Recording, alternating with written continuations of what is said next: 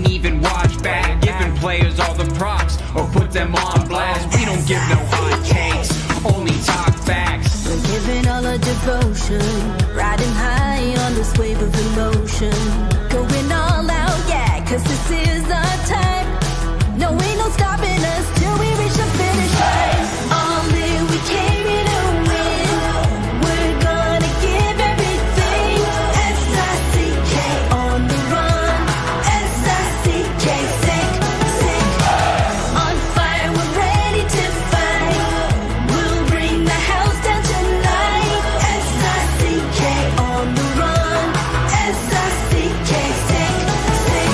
Playing on the car ride, play it when you lounge. X and O, you know that we can hold it down. Shout out to my man Sammy, got it off the ground. And to all the listeners tuned in right now, got debates, analysis, and speculation. This is sports talk for the new generation. You know where to find us, got a reputation. Sick Podcast, your #1 sports destination. We're giving all our devotion, riding high on this wave of emotion, going all out, yeah, cause this is our time.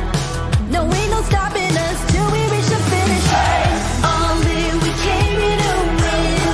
We're gonna give everything. S-I-C-K on the run. S-I-C-K, sick. On fire, we're ready to fight. We'll bring the house down tonight. S-I-C-K on the run. S-I-C-K, sick. S-I-C-K, it's the sickest podcast. Tune in for the audio, or you can even watch back, giving players all the props or put them on blast. We don't give no hot takes, only talk back. S-I-C-K, S-I-C-K, S-I-C-K, S-I-C-K, S-I-C-K, S-I-C-K, S-I-C-K. All in, we came here to win. We're gonna give everything. S-I-C-K on the run. S-I-C-K, sick. S-I-C-K, it's the sickest podcast. Tune in for the audio, or you can even watch back, giving players all the props or put them on blast. We don't give no hot takes, only talk facts. We're giving all our devotion, riding high on this wave of emotion, going all out, yeah, cause this is our time. No, ain't no stopping us till we reach the finish line. All in, we came here to win. We're gonna give everything. S-I-C-K on the run. S-I-C-K, sick. On fire, we're ready to fight. We'll bring the house down tonight. S-I-C-K on the run.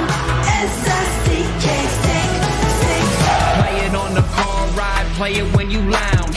X and O, you know that we can hold it down. Shout out to my man Sammy, got it off the ground. And to all the listeners tuned in right now, got debates, analysis, and speculation. This is sports talk for the new generation. You know where to find us, got a reputation. Sick Podcast, your #1 sports destination. We're giving all our devotion, riding high on this wave of emotion, going all out, yeah, cause this is our time. No, ain't no stopping us till we reach the finish line. All in, we came here to win.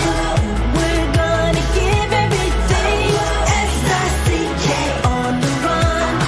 S-I-C-K, sick. On fire, we're ready to fight. We'll bring the house down tonight. S-I-C-K on the run. S-I-C-K, sick. S-I-C-K, it's the sickest podcast. Tune in for the audio, or you can even watch back, giving players all the props or put them on blast. We don't give no hot takes, only talk back. S-I-C-K, S-I-C-K, S-I-C-K, S-I-C-K, S-I-C-K, S-I-C-K. Turn up your volume. Because you're about to listen to The Sick Podcast. The Eye Test with Pierre, McGuire, and Jimmy Murphy. The Stanley Cup winning Colorado Avalanche. And after 22 years, Raymond Moore The sickest NHL podcast. Brought to you by TCS Customs and Logistics. Moving pieces, delivering peace of mind. It's gonna be sick. And welcome to another edition of the Eye Test here in the Sick Podcast Network. He is Pierre McGuire. I am Jimmy Murphy. Pierre, how are you today, my friend? Very well. Kind of like the Dallas Stars in Colorado. I'm a mile high. You know what, Jimmy? Honestly, got to give them a ton of credit. Yes. Win back-to-back overtime games, and probably should not have won last night, but they found a way. The penalty kill at the end of the third period into overtime, the double minor to Mason Marchment, and they found a way. And not only that, but they were creating scoring chances shorthanded, was phenomenal. But Jake Ottinger, hey, man, last year we said Ottinger's going to have to be the story for Dallas. This year I wouldn't prepare to go down that road just because of all the injuries in Dallas. Jake Ottinger's been a huge story so far in this series. I agree, Pierre. And like we like to do, we give credit where it's due. And it's definitely due to the Dallas Stars right now. And again, you know, we mentioned the other night, I credited him. And we talked a little bit about how he's grown over the years. How about Tyler Seguin too? Obviously getting the OT winner, but he is having a gutsy series. Really love his tenacity right now. And I can see his teammates feeding off it as well. You know what's really cool is post-game comments. You know, he was giving credit. He said, boy, I didn't realize how hard Mikko Rantanen had to work to get that puck out. Then he was smart enough to change and allow me to come on with live legs because he was out of gas. Yep. And then, you know, he's talking about all these guys that made great plays over the course of the game. He wouldn't have done that 10 years ago. No chance. This is all part of the maturation of a great young talent who finally realizes, you know, father time's starting to kick in a little bit. I'm getting near the end of the rope, and I'm going to have to stand and deliver. And I thought the first 3 games, I think he's actually first 2 games he played really well. And then last night I thought he was really good. Really good. Look, I mean, I'll tell you right now, Pierre, you look at them, this is a team. And look, I've been down on them a bit and saying that I think they're a bit overrated at times, but this is a team that's kind of been knocking on the door. And I wonder, you know, coming into this playoffs, when they look around at some of the veterans and guys in their team and who might be moving on and who might not be, I think of Jamie Benn, who scored last night. He's a free agent after this season. You got to think they bring him back, but you never know. I wonder if they just look at it and they look in that room and they say, as a group, this might be this group's last window. I'm not saying Dallas's, but this specific group, this core, this could be their last window to really go the distance that a lot of experts thought they could. Yeah, no, I think it's a good point. How about, we've been talking about this kid for a while, that Thomas Harley. Holy mackerel. Like, what an assist on the Ben tying goal. That's shot with a purpose. That's a shot pass with a purpose. If you haven't seen it, go watch the backside view of it. It's a really smart play by Harley. And he played almost 30 minutes last night, Jim. Like he played a lot of minutes. And outside of when McKinnon almost took him to the inside and beat him in the second period, near the end of the period, outside of that kid played a heck of a game again. He was really good. He's a perfect example for young players, whether they're in the NHL, whether you're in the AHL, the ECHL, or even on any team where you're kind of waiting to get your shot and you're a little lower on the depth chart or you're healthy scratch a lot, always be ready for your chance. You never know when it's going to arrive. We saw it arrive for him in the Four Nations. He stepped up and delivered there, and now it's arrived for him here, you know, with Heiskin out and really just seizing that role and seizing that extra playing time. He's a perfect example. Always be ready. How about Colin Blackwell? Oh, yeah. I'm so happy for him. There's a Boston guy. Yep. St. John's Andover, right near where I am now. Prep right there, baby. Yep. St. John's Prep, goes to Harvard for 4 years, ends up, you know, being drafted by San Jose. It doesn't work out there. Goes to Nashville, battles, goes to New York, battles. Everywhere he goes, he has to battle. Chicago, he's got to battle up and down between the American League and the NHL. I love stories like that. Love it. You know, it's a tremendous story. And he almost scored again last night to win the game in OT. I know. He scores again to win it. He almost did the same thing last night. Yeah, he's feeling it for sure. So the Dallas Stars now with a commanding, I had 2-1 leads, not commanding, that's the wrong word, but a solid lead. To have that lead now going into game 4 with the potential to make it 3-1 and then bring it back to Dallas. that's huge for them. So obviously a must win coming up for the Colorado Avalanche in the next game. Let's go backwards in time on last night to the one game in the East, and that was the Montreal Canadiens at the Washington Capitals for game 2, Pierre.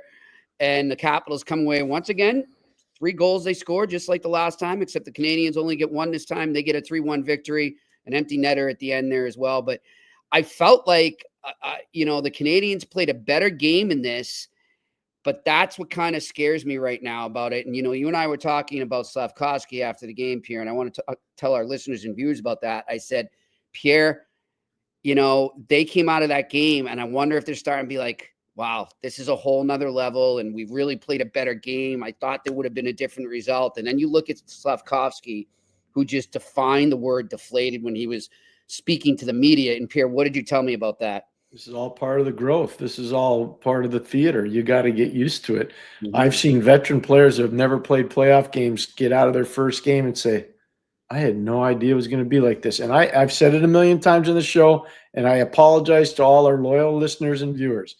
But if Pittsburgh Penguins don't have Joey Mullen, in 1989 was a Stanley Cup champion, Brian Trottier, who was a 4-time Stanley Cup champion before that, and then who was it? There was a third guy I was talking about too. Gordy Roberts. Gordy Roberts. That's right. Gordy Roberts, who had played as a 17-year-old in the WHA with the great Gordie Howe. If we didn't have those 3 guys on our team at certain points of our playoff runs, especially in year 1, not sure we would have won the cup. You got to have those older guys that get it. There's sage moments in a playoff series where you see the kids depressed, you pull them aside. It's okay. We turn the page and we move on. We turn the page and we move on. Series never lost till you lose 4. Yep. And for Montreal, the attitude's got to be, okay, we played 2 tight games in Washington. We lost 1 in overtime. And heck, their goaltender, if it's not for some amazing goaltender from Logan Thompson, Montreal might have won game 2. Yeah. So I'm glad you brought him up there. You move on, though. You move on and you just say, okay, we're never in trouble till we lose on home ice. We haven't lost on home ice yet. Can you imagine what Friday night at the Bell Center in Montreal is going to be? We were just talking with our producer, Oh, yeah. That city is going to be alive. You think it's crazy on St. Patrick's weekend there?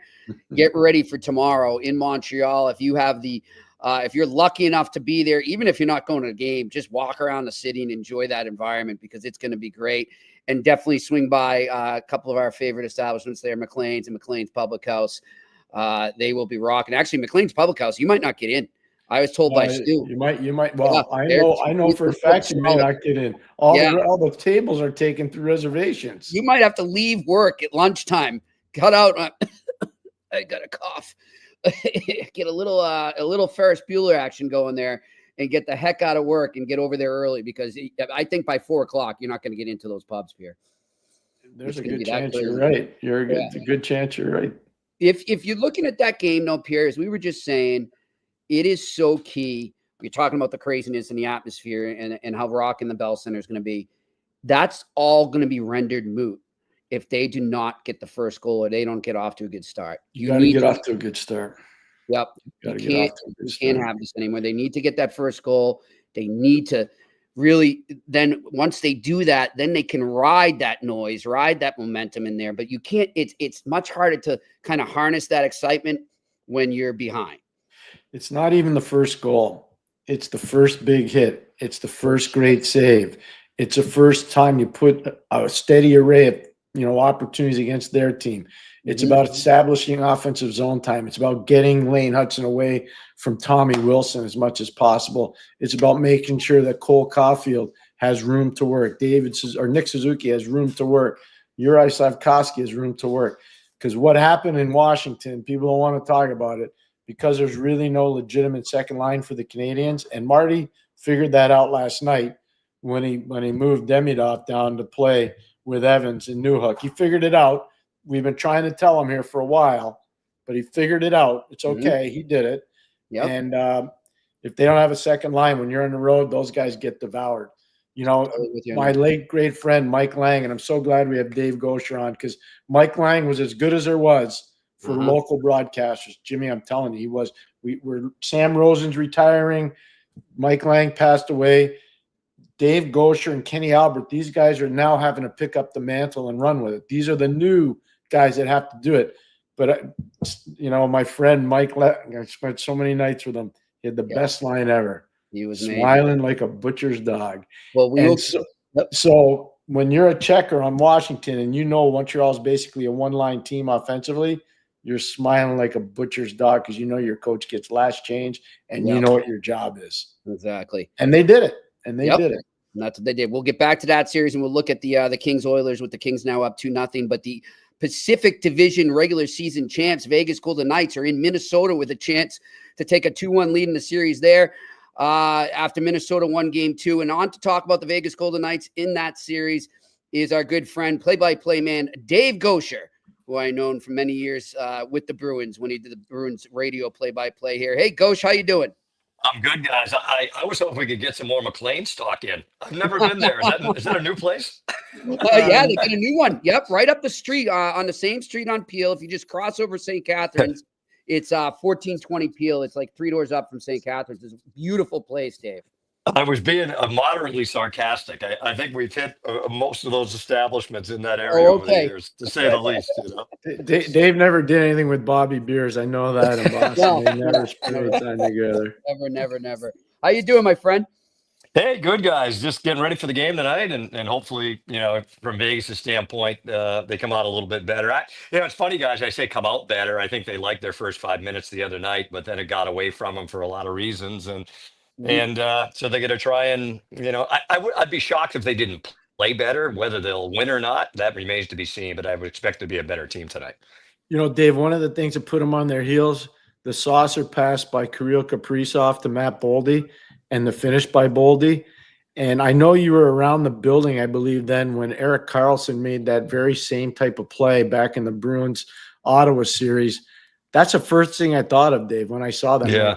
Oh my gosh, what an amazing play. And it would almost stun the building. At least that's how it looked like on TV, Dave. It almost stunned the building.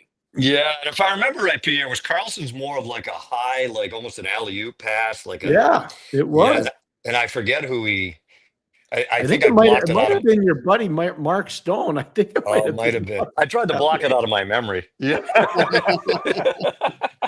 But, yeah, we talked about it on our show the other night. Just the pass Kaprizov made, and it was right on the money, right in stride. And, look, he's a special player, right? And that's the thing coming into this series, guys. You wonder a little bit, like, where was Minnesota going to be? Kaprizov misses half the year. Eriksson Ek almost missed half the year. Brodin missed some games down the stretch. Zuccarello missed 13 games during the season.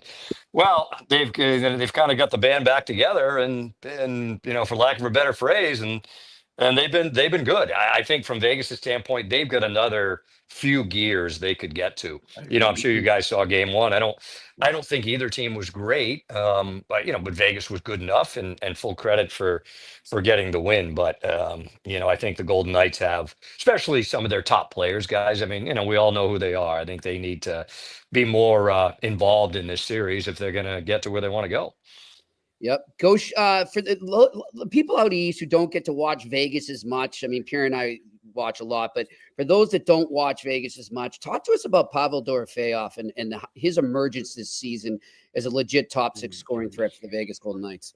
Yeah, he's been great, Murph. A lot of the talk around the Golden Knights heading into this season, where were the goals going to come from, right? They lost about 100 goals with guys that left, and 42 of those were from Jonathan Marchessault. So, right. So, yeah. Well, if you look at it, though, Pierre, right? So you got Dorofeyev had 35, and Tomas Hertl had 32, and Brett Howden had 23. So that my Boston University math would be there's 90 of those whatever. But more specifically, Murph, to Dorofeyev, he's just been an impact player all year. He had a really good off season. Riley Smith had a great line after he came back to the Golden Knights here at the deadline. He skated with Dorofeyev a bit in Connecticut. Actually, they, a bunch of guys skated in the off season, and Smith said to Dorofeyev last summer, if I was going to buy stock in a hockey player, I would buy a lot of stock in you. So coming from Smith, that's a pretty good tip of the cap. So, I think where he's gotten better, guys, and he's talked about this, is his ability to get through the traffic and this time of year. And, Yeah, it's hard, right, to get to the net, to make plays with guys hanging on you, and he's been able to do that. He's got, you saw the first game of this series. He's got that, he's got a great shot, and there's no denying that. He got into a game last year, guys, game 5 of the Dallas series, but it was a tough spot for him. He only played about 7 minutes, and it Right. wasn't a real fair indicator, I think, of what he's capable of. So, and I think he probably took a look around the room. And as I mentioned, they lost some guys that, scored a lot of goals for this team over the last bunch of years. And I think felt if there was an opportunity for him, this was going to be it. And he's certainly taken advantage of it. Yeah, I'm going to ask you to go to another series for a second, David, because you're so knowledgeable on all the players, because you do work at your job. Unlike some other guys that like to sit and read press notes, you actually go watch practice. So I'm just going to ask you, you knew Logan Thompson probably as well as any announcer. You're not surprised by what he's doing so far in Washington, are you? No, I'm not, Pierre. But I will say this: I think he wanted and probably needed a change of scenery. I think that he had. Last year, it's funny. We talked about this going into the series. He was the first. He played the first 4 games of Vegas's Dallas series last year, and was great in. I think it was game 3, made 50 saves, and the game they lost in overtime. That was Then a big Hill, overtime game, right? I remember. yeah, Wyatt Johnston scored kind of from a tough angle in the corner, I believe, for the overtime goal, and but Aiden Hill came in and finished the last 3, and it was Aiden Hill that came in a couple of years ago for Laurent Brossoit and carried him to the cup. So I think for Logan, I know he wanted to kind of move on and get a fresh start somewhere. So good on him. He's somebody that he's competitive is competitive as hell. He had a hard time at times staying healthy when he was with Vegas, but full marks to him to get to Washington, to be a great tandem with Charlie Lindgren, to get a big new contract. But now for him to get, a taste of success in the playoffs, I'm not surprised just because of how competitive he is. Could he have done that here? And if he stayed in Vegas, I don't know. I think it might have been kind of time for a different look for him. And, he's taken full advantage of that. You know what's a cool story though, Jimmy? This kid's route to the NHL to pro hockey is unbelievable. He's a major junior player. He plays youth sports in Canada at Brock University, which is not exactly a hockey power. He's an East Coast League guy. He battles his way all the way. He's an amazing story. It's unbelievable to see what he's done. Well, I'll give you a quick little backstory, Pierre, if I could. Kelly McCrimmon, obviously, Golden Knights general manager, had Thompson in Brandon in the Brandon Wheat Kings in the Western League. Yeah. And they had a conversation. This is obviously a good many years now, but Thompson's time had come to an end in Brandon, and he had a heart-to-heart with Kelly. And Kelly kind of said, I'm not sure if the NHL is in your future. And he was honest with him, and he said to him, "Look, LT, if you make it to the NHL, I'll be happy one day if that happens to buy you a case of beer." So I don't know when LT made it with the Golden Knights. I don't know if he ever collected on that case of beer, but he, because I think he's, Kelly. I think especially if you played for him in Brandon and he ran the Wheat Kings and coached it for all those years, and he could be, especially for your young kid, kind of probably an intimidating guy. And I think LT was maybe a little too afraid to ask him, "Hey, you remember the case of beer you promised me?" But anyway, he's obviously gone on and done very well for himself. I hear. Hey, Dave, what was your take on, Pierre and I were advocating last year for the local team here, the Boston Bruins, to acquire Noah Hannafin, not just because he's a Boston kid, but just thought he would have fit in perfectly with their defense. What's been your take in his first full season on the role he's found there, and also how he stepped up when other guys were out? Yeah, he's been excellent, Murph. I would tell you he's been their most consistent. I would say he and Braden McNabb, but obviously they play much different games. He's been as consistent as anybody on their blue line this year. Has led them in minutes routinely, including the first 2 games of the series. It's interesting, guys. He played a lot this year with Alex Pietrangelo, but they're similar players, right? They both love to go. They both love to get up in the rush. And at times they were split up. Hannafin played a lot with Zach Whitecloud kind of down the stretch. They've gone back and forth in the first couple of games of the series, but He's been excellent for them, Murph. And I do think, look, he's the guy that, they signed to the big extension, the 8-year deal after last season.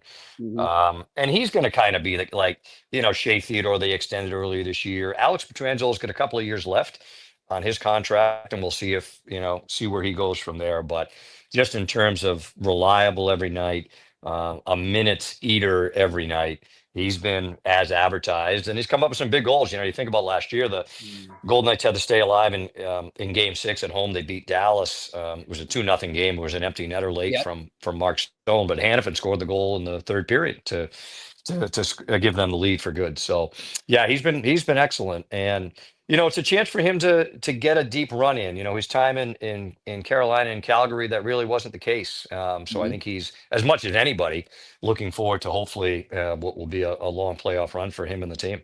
Now that you brought up a team from Alberta, what about Edmonton and LA? Oh, Pierre, I tell you, man, what's it, 6 goals in back-to-back games. Oh, boy. And I wonder, like, the loss of Ekholm, right?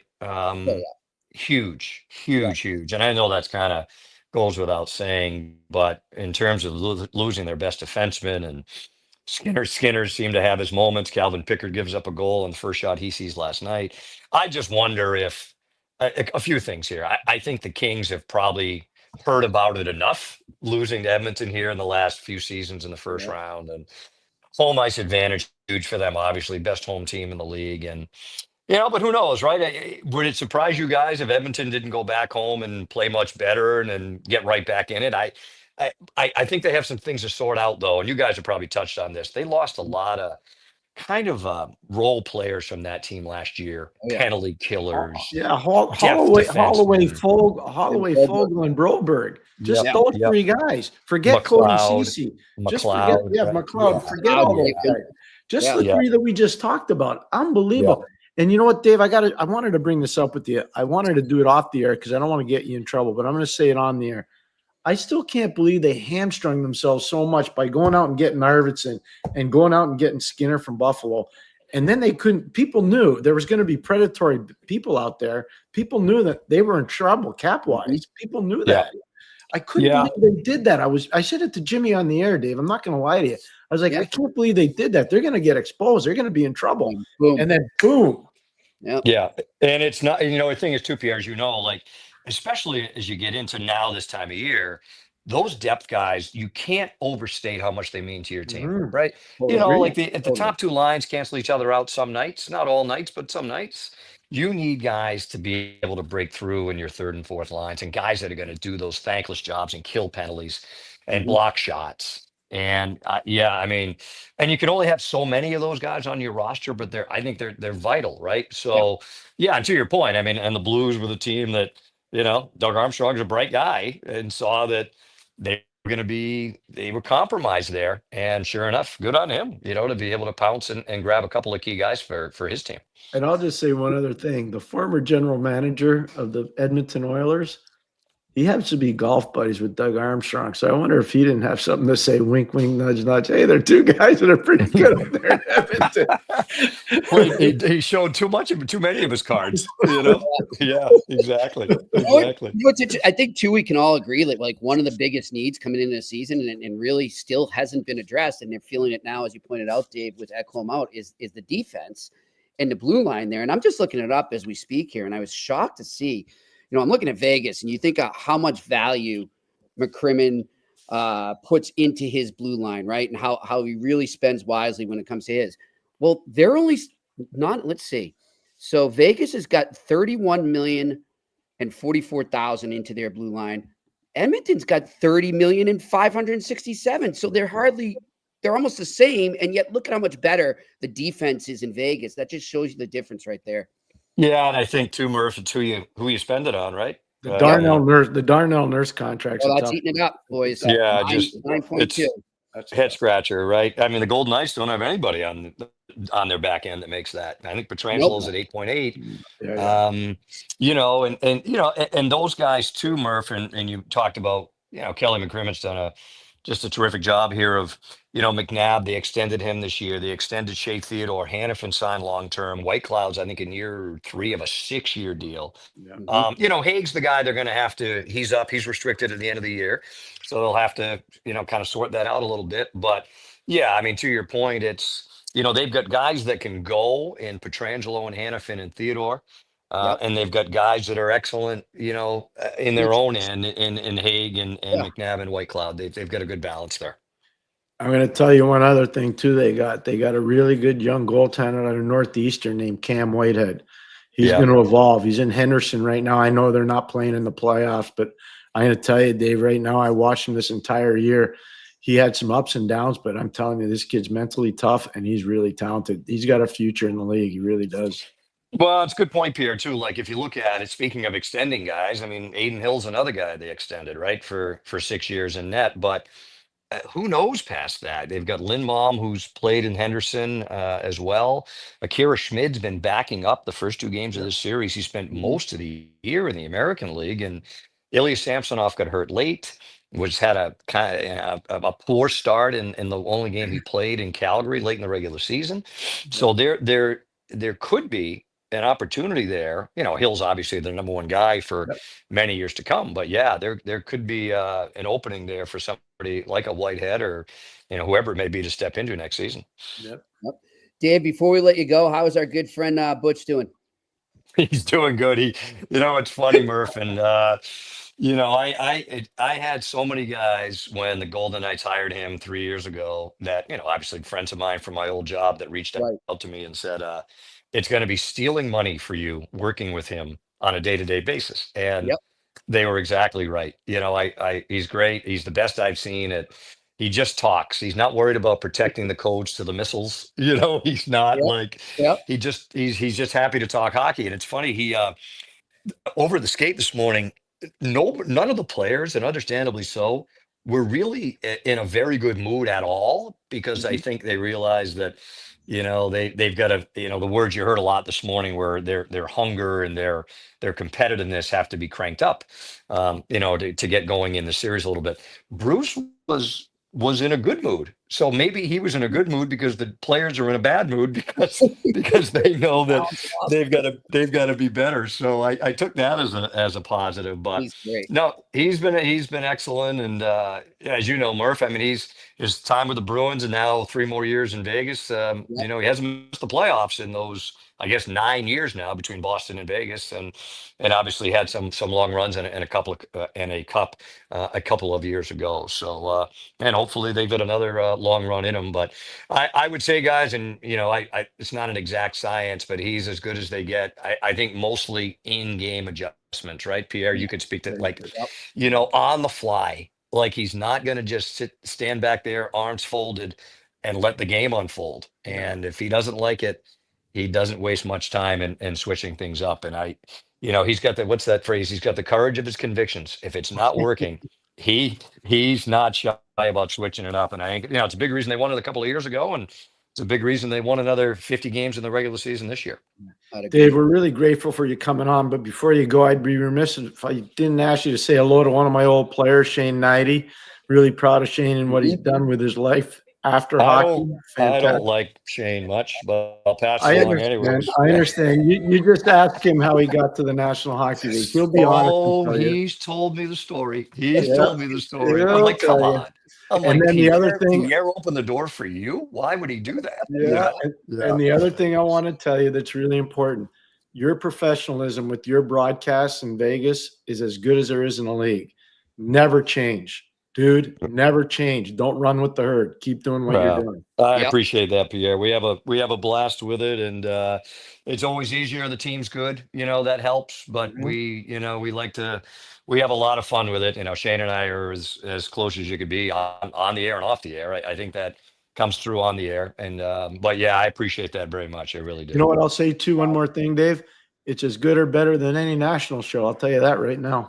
Well, I appreciate that. You know, I watch all the shows, and we all have our opinions. Yep.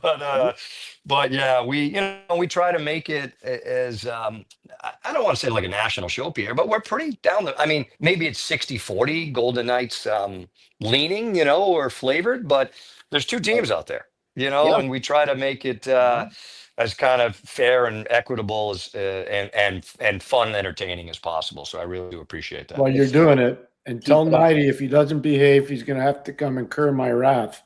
I think, I think he'd rather. There's a list of about 100 things he'd rather do than that. That's correct. He's been there. Great music too, Thanks, my friend. dude. I checked it out. You're pretty good, my friend. Oh yeah, you know what, Murph? I can throw a few chords together and I can sing a little bit, and I always benefit. I always think it works because the other 5 guys in the band are really good. So. All right, let him go, Jimmy. He's got to See you later, Coach. Have a good one. Enjoy the game. Before we let you go, I don't want to. Are you staying at the hotel in St. Paul that has a nice restaurant in the lobby? Correctamundo. Okay, that's all. You don't say anything more. Have a great time. Exactly. Enjoy. All right, guys. There you Take go. care, Steve boys. Goucher, the TV play-by-play man for the Vegas Golden Knights. And, of course, I know him from his time. He used to be the Bruins play-by-play man on the radio, had the famous Cue the Duck Boats call when the Bruins won the Cup in 2011. He's done a great job there, and he's done a great job in Vegas. And like I said, check him out. Go to his Twitter page there. He's got a band. He plays in bars around Vegas, Pierre. He's a man of many talents. It's good for him. He's never told me about the band. Yeah. I'll go and watch. I'll bring Nighty with me. He does a lot of like 80s tunes, early 90s. That's all right. That's good. A lot of covers. Speaking of 80s tunes and covers, and it's one of the most covered songs. It's called Your Love by The Outfield. I'm sure you're going to go with Jimmy Montgomery? I love that. That was great. Yeah, it's different. I don't know if I could pull that one off, but He's good there for in him the for middle. doing His it. team's down by 1, and he's just like, I can't help myself. It's an old high school tune. He gets carried away, but good for him. At least he's still having fun. Good for Jimmy Montgomery there. They're going to need to have some fun tonight and get back in that series with the Winnipeg Jets. They're going to need to have fun right off the bat. Like we were saying about the Canadians, they need to capitalize on that crowd at the Enterprise Center tonight, Pierre, where, by the way, should be noted, they have not, and now I know it's regular season versus playoffs, but they did not lose in their final 12 home games of the regular season. So that has been a tough place for opponents to play. It is. And here's one other thing. And I was doing a breakdown of their roster. So I was looking at the Chicago Blackhawks when they were winning their cups, and they had Duncan Keith on the left side. They had Johnny Oduya on the left side, and they had Nick Leddy on the left side. Really mobile, fast skating guys.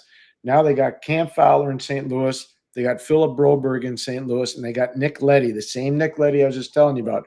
So here, this is just for people out there. When you like really scrutinize what has to happen, that left side of the St. Louis defense tonight, in particular in Game 3, they have to make sure they don't spend a lot of time in their own zone. So if this should be on the coach's game plan. I'm sure Jimmy's already seen this. You go D to D, right D to left D fast, or you reverse the puck real fast and get it to the left side as quick as you can, because you're going to be able to either carry it out or pass it out with those 3 guys. If those guys aren't on the ledger tonight, meaning getting assists or moving pucks in a positive way, I don't know if they can win. Yeah. But if they do, they're going to win Game 4 or Game 3. Sorry, Game 3. Sorry, Game 3 heading into Game 4. Yeah. I'm just telling you, those guys have to be. I did a whole lot of breaking down of this today. Those guys got to be on the ledger tonight. Nice. And then the other game we haven't talked about, 2 games actually tonight, the 2 early games. Let's start in Tampa. By the way, another early start, 6:30. For those nationally, it's on Max and TBS and True TV. The Panthers trying to take a commanding 2-0 lead over the Tampa Bay Lightning. Pierre, obviously, just one of those, in my eyes, if you're Tampa, throw that one out. Move on. I mean, you learn lessons from it, but you can't when you lose that way. You can't sulk your head. You just got to say, "Hey, no," and they won't. There's too many veteran guys. Here's the problem, and it's a bit of a problem. Anthony Cirelli's probably not playing tonight. That's a game time decision, which is huge. The other one is Oliver Bjorkstrand, who they brought in for depth scoring. He's definitely not playing tonight. So this is a bit of a problem that I don't think has gotten a lot of publicity outside of that market, the Tampa market, or obviously the Fort Lauderdale market. So it doesn't mean they can't do it, Jimmy, because I think I had Nick Paul in Ottawa. Nick can fill in. He's better suited as a 3-hole guy, but he can play in the 2-hole. He can definitely play in the 2-hole. So can Tampa do this? Yes, because Vasilevsky can outduel anybody, even though Bobrovsky was really good in game 1. But this is a 6:35 start too. It's a different start time, just so everybody knows. Pierre, that line, that new constructed line that everybody was waiting to see together, Bennett, Tkachuk, and Marchand, when they're playing together, how do you counter their annoyance, so to speak, I guess would be the word? You hold – I'm telling you – so you got to understand, Bennett's a big guy, and he's tough to play against. You know Tkachuk's not going to fight you. You know he's not, because he wants to be in the game and he's hurt. Trying to egg you into the box. Yeah, but I know who you got to go after. Marchand. Yep. And he's a friend. He's a friend of mine. Yeah, you're just telling it like it is. I'm just telling it as if I was coaching against him, because they're no friends when you're playing. He would have a tough time. It would be very nasty for him. And he likely is still battling something. We don't know why. There's something not 100%. They're trying to figure it out. They've got the diagram of his body up there, and they're trying to say maybe this area is where you go after. A guy like Pierre says that's draconian, but it's true. Yeah, a guy like Chernak's going to have to make a difference on him, even though he's a lot bigger. A guy like Hagel has to make a difference on him up front. You'll see, they're going to have to. I'd want to upset him pretty good. The biggest thing, though, you got to stabilize Bennett. You're not going to be able to beat him up. You're just not. It's not the way it works. You got to stabilize him. There's a big difference. All right, let's go to that one other game, and then we'll get to our sponsors and the Q&A. The Toronto Maple Leafs in Ottawa for the first Ottawa Senators home playoff game in 7 years. 7 years. 7 years, man. 7 years. So there you go. That place is going to be rocking. The question is it going to be rocking a lot of blue and white or a lot of black? And the Toronto fans are going to do their best to fill it there. But Pierre, what do the Ottawa Senators have to do to get back in this series right now? Number one, utilize last change. You're the home team. Utilize last change. Number two, make sure you get the right matchup on Nyes, Matthews, and Marner. So if you think that Shane Pinto and Ridley Gregg and Mike Amadio, that's what you do. But you got to get the right matchup on those guys. And then you have to make Tavares and you have to make Nylander. And if Pacioretty's playing on the left side or Pontus Holmberg is playing on the left side, whomever it is, doesn't matter. You got to stabilize those two guys, Tavares and Nylander. How you do that, that's your decision for Ottawa.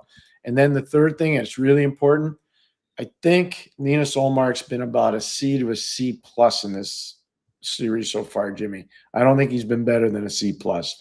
He's got to get to a B plus level of goaltending. He's got to, or higher.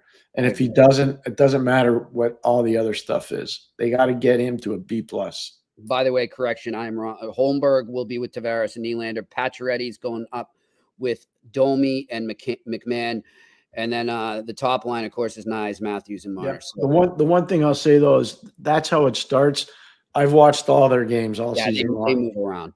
There's roster flexibility there. Holmberg could be the fourth center after a couple shifts, and Lawton can move up and be the three, and Domi can play on left wing with Tavares and Nylander. So the only line that's not getting touched there, I can tell you right now, Nyes, Marner, Matthews. It's the only line that's not getting touched. Mix and match as the matchups dictate. All right, let's get to our sponsors here. TCS Customs and Logistics. Unlock the full potential of your shipping operation with TCS Customs and Logistics from around the corner to around the world. Flatbeds to air freight, customs clearance to drawback consulting. TCS is a one-stop shop for all things transport, moving pieces and delivering a peace of mind. For no obligation customs or freight quote, contact sickpodcast@shiptcs.com. Again, that is sickpodcast@shiptcs.com. And of course, our wonderful friends over at Betway, where you can still go all the way with Betway and get a free bet up to $200, even if your first bet loses. Scan that QR code right in front of you if you're watching to create your new membership and redeem that welcome offer. Again, the offer is only available for new customers, or you can go to the details section on the website and create your account there. This offer is not available in Ontario. Terms and conditions apply. You must be 18 plus. Always play responsibly. Let's go to the sick pick of the night. It's time for Sick Picks. Brought to you by Betway. All right, I'm going to go to the game we were just talking about there, the Maple Leafs and the Senators. You go over, click on the game. When you're looking at the screen there, just click on either Leafs or Auto, and it'll bring up a whole page full of choices of things you can bet on.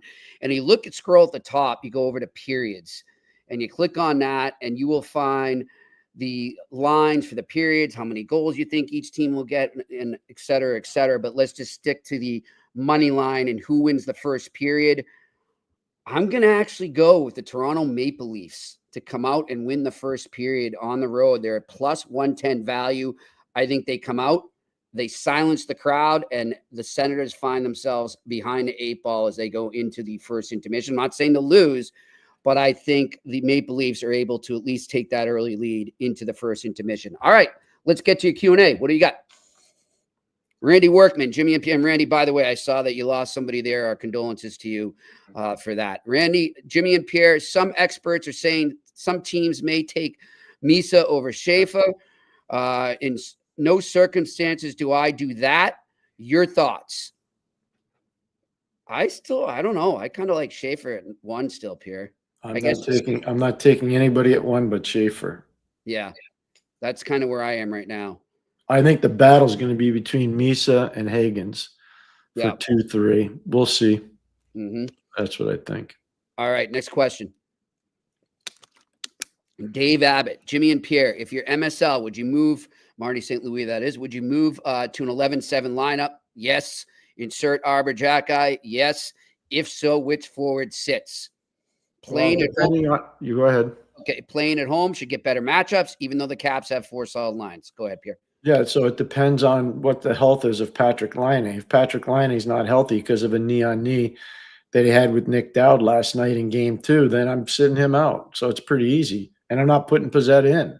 Yeah. I'm putting Arbor in. Arbor's more of a nuclear deterrent than Pizzetta. And, the other thing, too, is I know people don't want to admit it in Montreal, but some of these guys are getting beat down pretty good on the back end. Carey's now become a target. Watch some of the hits he had to incur last night. Matheson is a huge target, and look at Lane.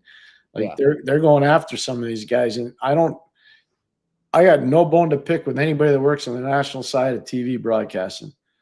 But this is a story that's being vastly underreported after the first period of Game 1. Vastly underreported. Completely. And Pierre, if it's not line A, do you agree with me then, Armia? Yeah, because he's not 100%. So here's something that I don't think has talked about.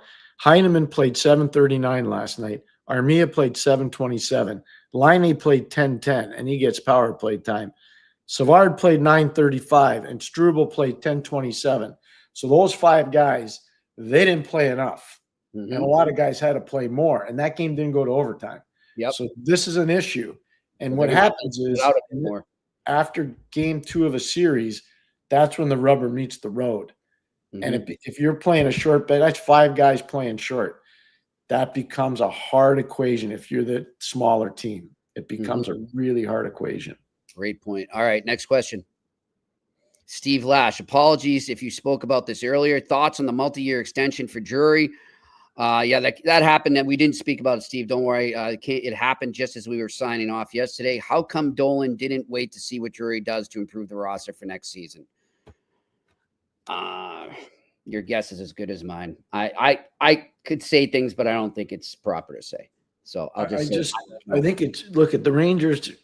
If they have a very proactive summer, and if they make the right moves, and if they choose as a management team to stop leaking to the media in New York negative things, and this is not the media's fault, by the way.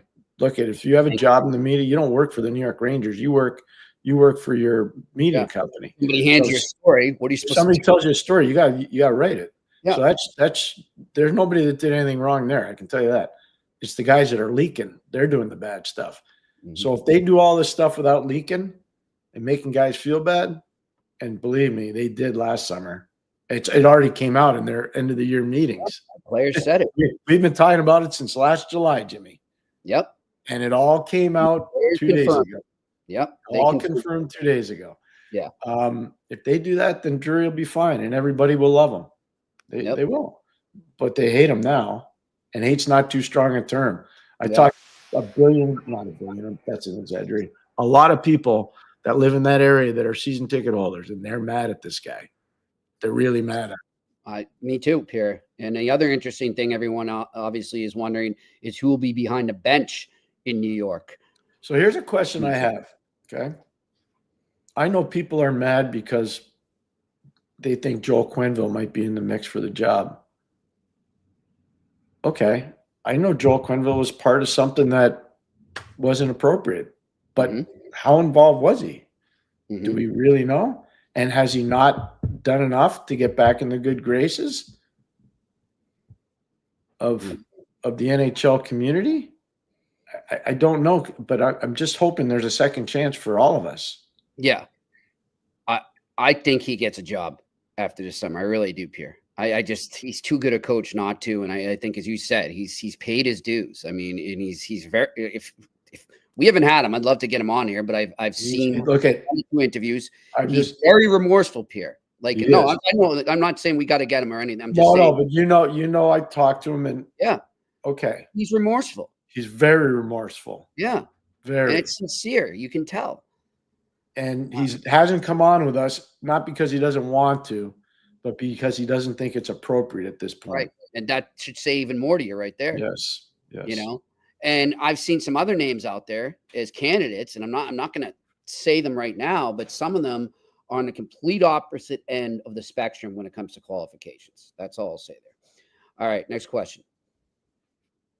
A to Z me on the Nikishin goal last night. Were you guys more in awe of the talent or the defensive breakdown? Good question. I think both. I'll say both. Yeah, the talent was great, but there's no switch call there. I don't know.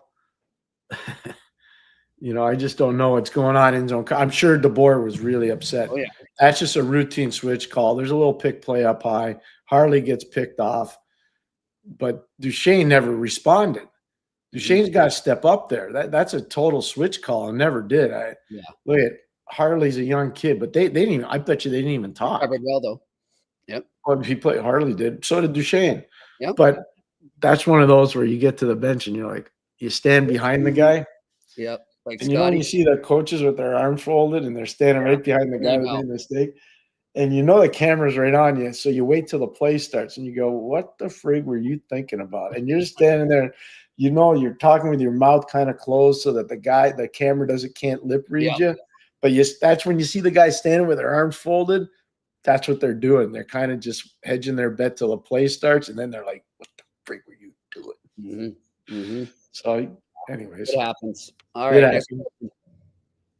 Randy Workman, if the Capitals go on a long run, what are the chances for Thompson for playing for Team Canada? I mean, it won't hurt. It won't hurt. Montembeault too, Randy. Montembeault's played really well too. Now, can I just say one thing? I get that everybody's in love with Sammy Montembeault, and we're right here on the eye test. We like him too. We're big fans. But if you're going to talk about putting him in the same categories, I heard some people say that on television, Jacques Plante, Ken Dryden, Patrick Roy, easy. That was his second career start in a playoff game. Easy. Pump the brakes. Easy. Okay, let's just go easy. Yeah. And let's remember, too, if we're going to talk about depth of Canadian goaltenders, there's a guy that just left Boston College who's a Richter Award winner, which is the best goalie in college hockey. His name is Jacob Fowler. Yeah. I think in 2 years, he will have blown past Sam Montembeault. So if you're going to report this stuff, make sure you know the whole pedigree of the Montreal Canadiens goaltending organization. Yeah. And honestly, and I think that was on the American broadcast, right? That you heard that, Pierre? Doesn't matter where I heard it. Okay. So I just don't want people confused about what you heard there. All right. Next question. Dave Abbott, J&P, do you believe that some teams are another team's Achilles heel in terms of matchups? I.e., Toronto plays Tampa Bay well, but struggles with Florida. Thoughts? I think we've seen that. you know, I mean, you could look at LA the last 3 years, but it looks like maybe they're finally going to break through. But I mean, you've seen that over the, you know, the course of time. Yeah, teams just don't match up well. It is what it is. I agree with Jimmy. That's the Boston Bruins that I grew up with when they played Montreal. Playing Pittsburgh, playing Montreal, or playing Toronto. They didn't match up well. That did not go well. All right, next question. Randy Workman, out of all the teams down 2-0, who has the best? Excellent question. That's the first thing I asked Pierre today. And we go both ahead, Jimmy. I'll tell you. You want me to go first? Yep. St. Louis Blues. Yeah, and I said the same thing, almost in unison when we said today. I'm with a great question there. I definitely excellent question, Randy. I love that. That's good. It is amazing, Pierre. I don't remember that many in the first round being down 2-0 that fast.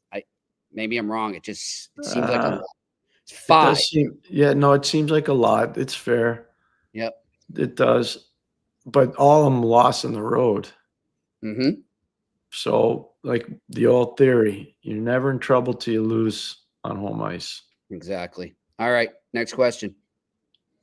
Ron LaRoque. I know it's not over for Edmonton, but did they not look like they were in shock?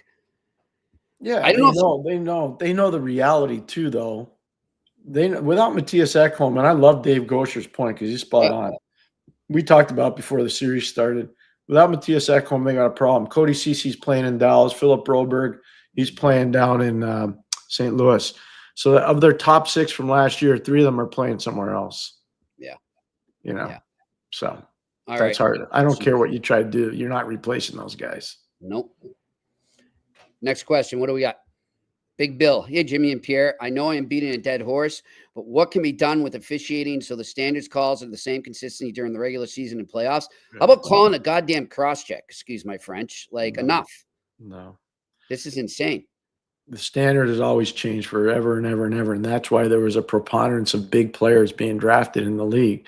And then we got away from it a little bit in 05, 06 because the red line coming out, people thought they needed dynamic skaters and smaller guys. And for a while, those guys survived.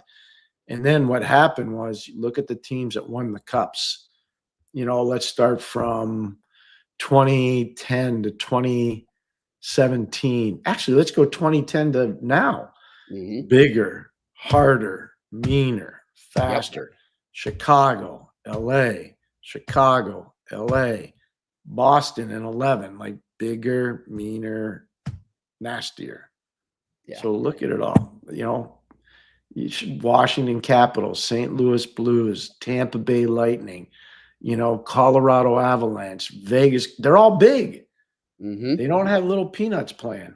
No, I'm with you on that. And you did see that trend go on and on and on. All right, next question. Franco, question. Does having 2 players in line A Demidov sheltered because of dip in production since your top offensive players are starting most of their faceoffs in the defensive zone? Well, Liney's got to compete harder 5-on-5. Yeah. But here's one thing I do. I think it's important to be fair. I said this last night with Shane, our producer, who worked in place of Tony last night. You know, you got to be careful when you start to blast players in the playoffs because you don't know how injured a guy is and what they're doing in order to play. So I'm going to give Patrick Laine the benefit of the doubt. And I'm also going to say what I told Jimmy today when we were off the air. I'll say it on the air. This is exactly what I was expecting from Demidov. This is a whole other level. And I know everybody got all excited. I did too. Yeah, we all did too. Yeah. Everybody got caught up with what he did against Chicago, a non-playoff team in silly season time. But he didn't do that same thing against Carolina. And the rest of it's been a tough slog for him. This is a way different animal. He's never gone through anything like this. And we try to warn people, but I got caught up in it. I know you did too. Yeah. I think for the most part, from what I've seen just on social, is that fans are understanding that aspect of it, Pierre. I hope so. I hope so. They are. And to be fair to Patrick, I don't know if he's hurt or not. I don't. But I don't think he's 100%. And the other thing I want to say is I know Armia's not. Yeah. And that's a problem. Well, he can't keep a shot off. It's crazy. All right, next question. Franco, question, hypothetically, if the Habs decide after this playoffs that Line A is not the solution in the top 6 left wing, is Josh Anderson in that spot with Newhook going to 3C, or is there another internal solution? Well, I think Owen Beck's going to be the 3C internally. So that's a Mhm. fair question. The second thing is I think Newhook moves down to the left wing, number 3 left wing. And I think what Josh Anderson's done, he can play. If there's an elite playmaking number 2 that they bring in, I think he can play as a 2 left winger. I do. I think he can, based on what he did this year. So let's just say for the sake of argument, you had Gallagher, Beck, and Newhook is at 3. 3. Mhm. Speed, creativity, hardness from Gallagher. He's not going to be able to keep up with those guys all the time, but he's going to come late in the rush and he can shoot the puck. So I don't have a problem with that line. And I think Josh Anderson, I don't know who, ends up being on that line, but I think Josh can play in that position. Before he came to Montreal from Columbus, he had some big offensive years. So I give a lot of credit to Josh. It says a lot about what he's playing, Jimmy. It says a lot. I agree. All right, next question. Franco again. My question was geared towards the fact that Line A and Demidov typically start their shifts strictly in the offensive zone. Can this affect the number of ozone face-offs? Yes. Yeah. So now we understand what you meant, and the answer is 100%. Thanks for clarifying there, Frank. But Frank, that's a great point. Yeah, it definitely can. No question. All right, next question. Ian Lewis, J&P, do you think Montreal's current depth chart has the size needed to compete in playoff hockey, particularly on D? No. They're getting there, though. Mayhew's a big guy. Ryan Backer's going to be a bigger guy. Arbor's going to keep getting better. Lane's never going to get bigger. He's going to get stronger, though. Mm-hmm. And I think Lane will learn a lot in terms of work to rest ratio after this year. He's going to – I kind of got a little mad. I said after they had beaten Carolina – and they qualified for the playoffs. I know I said it to you, and I said it to Melnick. He better not be in the rink the next day. In fact, they didn't play till Monday. That kid shouldn't have been in the rink unless he was getting treatment on Thursday, and he shouldn't have been in the rink on Friday. But I know he skated on Friday. Yeah, and he'll learn. He's going to learn from this. Just telling you. It's all you have to go through it to learn. Yep. And I learned from guys that I was actually coaching. Yeah, I wasn't playing. I was coaching these guys, and they're saying, Pierre, maybe we don't practice today. It's like, I'm going to listen to you. Yeah. Whether it was Brian Trottier or whether it was Joey Mullen or whether it was Gordy Roberts or Larry Murphy, those guys knew. They're like, okay, we need a little downtime. We need, and it pays off. Road, it pays off. Yeah, it's a marathon, not a sprint. All right, next question. Steve Lash, Pierre, you previously talked about teams in the playoffs that exhibit concern, fear, and doubt. Do you think any teams are exhibiting all 3 or maybe even 2 out of 3? Thank you. That's a big thing that we talked about. Gordon Miller and I used to talk about all the time. If you establish 3 things in a playoff series, you win.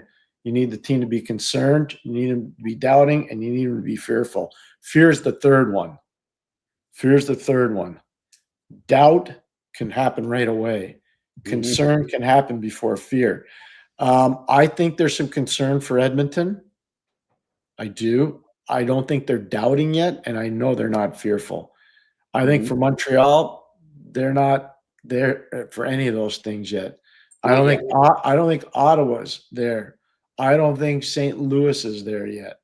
So no, I don't think any of these teams are there yet. I think it's coming though. If Edmonton loses game 3, concern and doubt will definitely be there, and there'll be fear not to lose game 4 on home ice and get swept by these guys.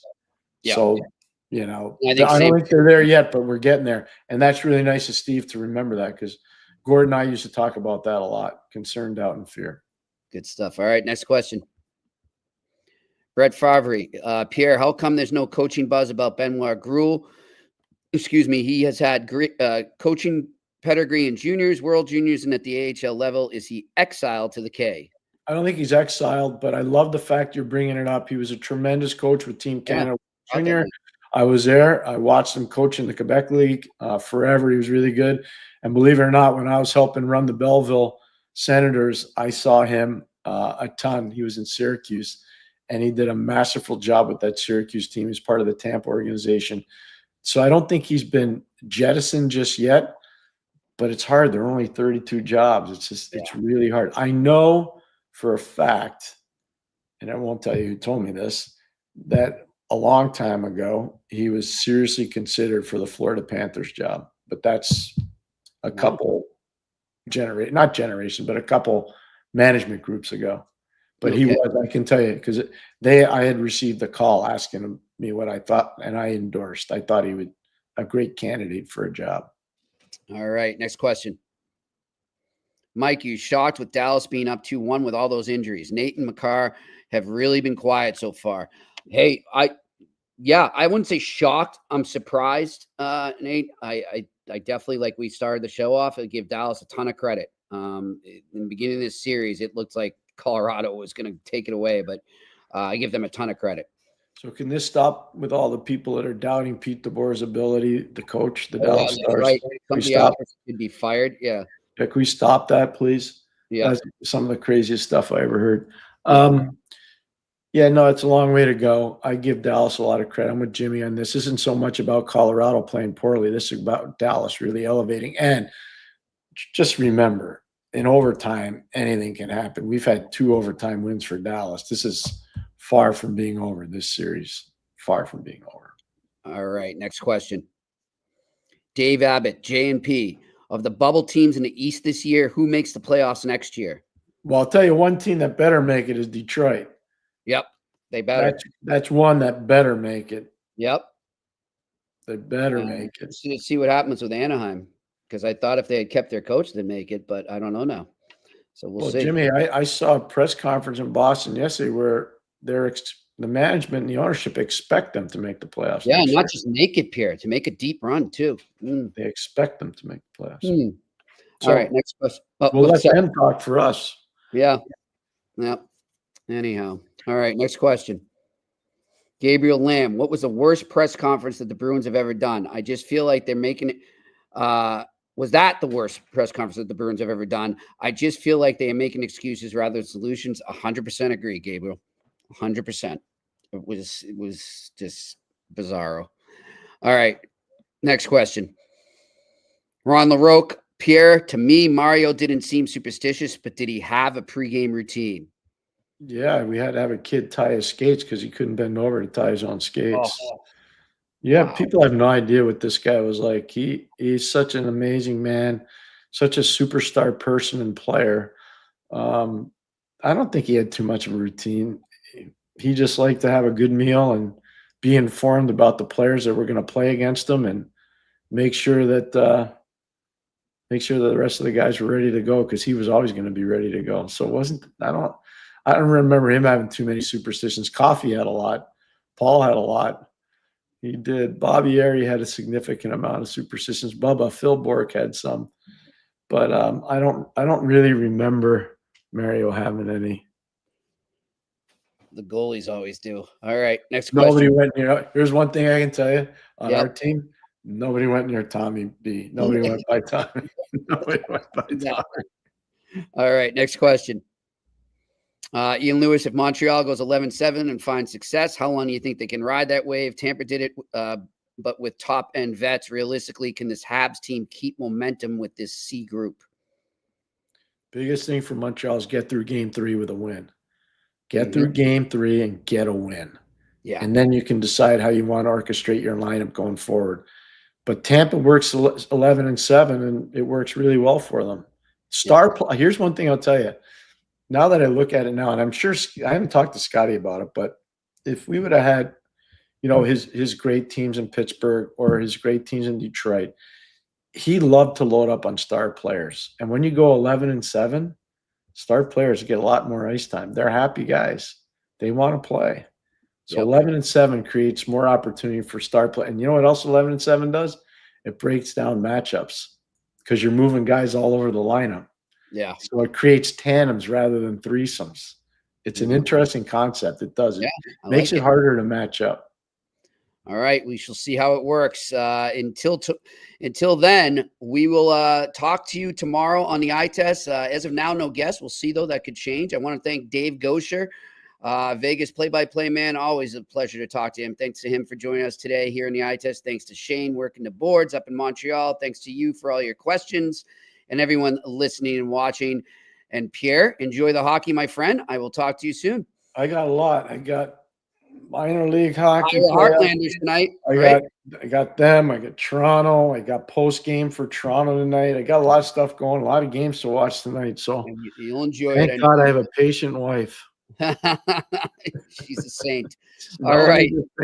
Until tomorrow, enjoy the hockey. We'll talk to you then on the eye test on the Sick Podcast Network. And that's a wrap. Hope you don't miss us too much until next time.